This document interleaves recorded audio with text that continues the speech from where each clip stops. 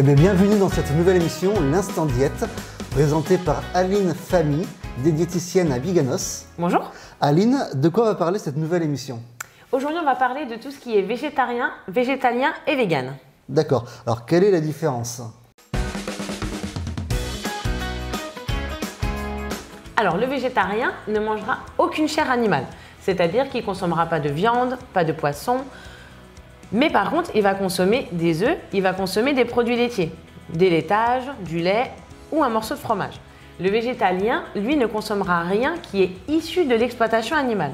Donc, il n'y aura pas de chair animale, il n'y aura pas d'œufs, il n'y aura pas de produits laitiers, que ce soit issu du lait de vache, de chèvre ou de brebis, et il ne consommera non plus pas de miel.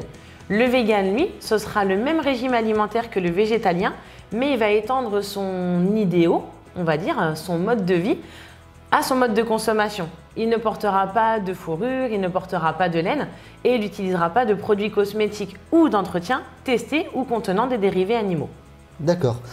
Parmi tous ces modes de consommation, est-ce qu'on retrouve les mêmes protéines qui sont vitales pour notre corps dans chaque mode de consommation? Oui, les protéines végétales peuvent très bien couvrir les besoins en protéines journaliers. La seule condition pour que les protéines végétales couvrent tous ces besoins, ce sera de combiner au cours d'un même repas des céréales complètes, donc que ce soit du blé, que ce soit du riz, mais vraiment complet de préférence, avec des légumes secs, des lentilles, des pois chiches, des haricots blancs, etc. D'accord.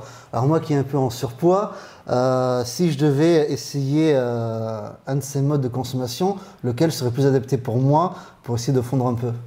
Il n'y en aurait pas forcément de plus adapté pour vous. Moi, je pars du principe que tout régime restrictif ou tout simplement changeant nos habitudes de vie peut faire office de régime amaigrissant. Ce qu'il faut absolument faire, c'est diversifier son alimentation. Donc, je partirai toujours sur un équilibre alimentaire, tant d'un point de vue de la qualité que de la quantité, et il faudra surtout varier les sources.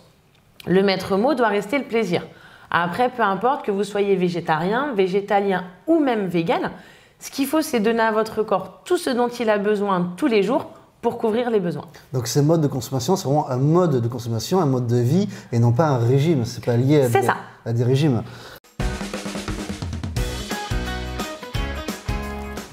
Eh bien, merci pour ces informations. Aline, de quoi va-t-on parler la semaine prochaine? La semaine prochaine, on va parler pour tout ce qui est le goûter des enfants. La grande question, c'est quoi donner à manger à ses enfants? Chocolat, interdit, pas interdit?